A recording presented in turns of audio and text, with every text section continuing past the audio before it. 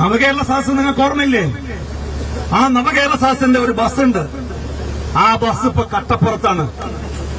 ആക്രി വിലക്ക് തൂക്കി വെക്കാൻ വേണ്ടി കാത്തു നിൽക്കുന്ന ബസ്സാണ് നവകേരള ബസ്.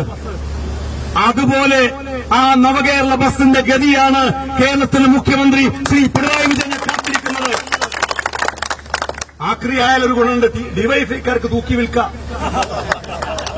ഡിവൈഎഫ്ഐക്കാർ തൂക്കി വിറ്റാൽ പോലും വില കെട്ടാത്ത ഒരാക്രിയായി കേരളത്തിലെ മുഖ്യമന്ത്രി ശ്രീ പിണറായി വിജയൻ മാറാൻ വേണ്ടി പോവാണ്.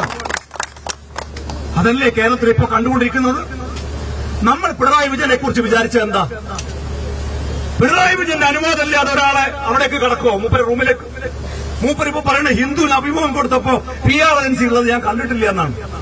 ജീവനിൽ കൊതിയുള്ള ഒരാൾ മൂപ്പര അടുത്തേക്ക് പോവുക, മൂപ്പര സമ്മതമില്ലാതെ? ഇടത്തും വലത്തും PR ഏജൻസി. ആ PR ഏജൻസി പറഞ്ഞു കൊടുത്തതാണ് മലപ്പുറം ജില്ലയെ അവഹേളിക്കാൻ, മലപ്പുറത്തെ അപമാനിക്കാൻ. എന്നിട്ട് രാജ്യദ്രോഹികളുടെ കേന്ദ്രമാണത്രേ മലപ്പുറം ജില്ല. ഞങ്ങൾ പരാതി കൊടുത്തു, യൂത്ത് ലീഗ് പരാതി കൊടുത്തു. പിണറായി വിജയൻ പറഞ്ഞ വാചകമല്ല എങ്കിൽ ആ PR ഏജൻസിക്കെതിരായി, ഹിന്ദു പത്രത്തിനെതിരായി നിയമ നടപടി സ്വീകരിക്കാൻ കേരളത്തിന്റെ മുഖ്യമന്ത്രിക്ക് തന്മേലമുണ്ടോ? ഇല്ല. ഇന്നലെ ചോദിച്ചപ്പോ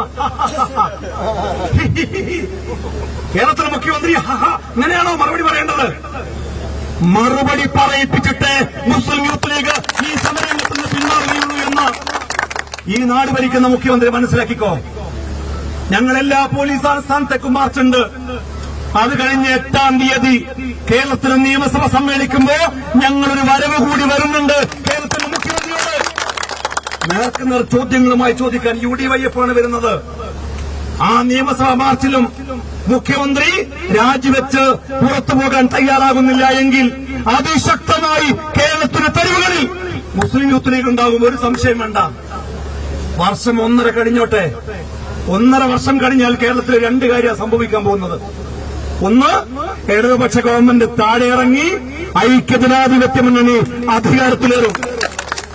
രണ്ടാമത്തെ കാര്യം, മുഖ്യമന്ത്രി പദമൊഴിഞ്ഞ ശ്രീ പിണറായി വിജയൻ നാഗ്പൂരിലെ RSSന്റെ കാര്യാലയത്തിൽ ശിഷ്ടകാലം ജീവിക്കും.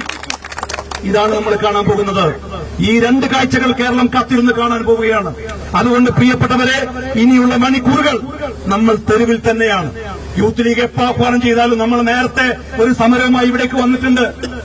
വാളയാറിലെ 2 കുട്ടികൾ, ആ 2 കുഞ്ഞുങ്ങളെ കൊലപ്പെടുത്തിയപ്പോ ഇതേ പോലീസ്, ഇതേ പിണറായി സർക്കാർ ആ പ്രതികളെ സഹായിക്കുന്ന നിലപാടുമായി മുന്നോട്ട് വന്നപ്പോ നമ്മൾ SP ഓഫീസിലേക്ക് മാർച്ചുമായി വന്നിട്ടുണ്ട്. നിങ്ങളൊരു കാര്യം ഉറപ്പിച്ചോ? ആ കുഞ്ഞുങ്ങളുടെ അമ്മയുടെ കണ്ണീരില്ലേ? ആത്തിക്ക ഉമ്മയുടെ കണ്ണീരില്ലേ? അസ്ലമിന്റെ ഉമ്മയുടെ കണ്ണീരില്ലേ? ഷുഹൈബിന്റെ ഉമ്മയുടെ കണ്ണീരില്ലേ? കൃപേഷിന്റെയും ശരത്ലാലിന്റെയും അമ്മമാരുടെ കണ്ണീരില്ലേ? ആ കണ്ണീരിൽ നിന്നും ദൈവം മറുപടി കൊടുക്കില്ല എന്ന് നിങ്ങൾ വിചാരിക്കുന്നുണ്ടോ?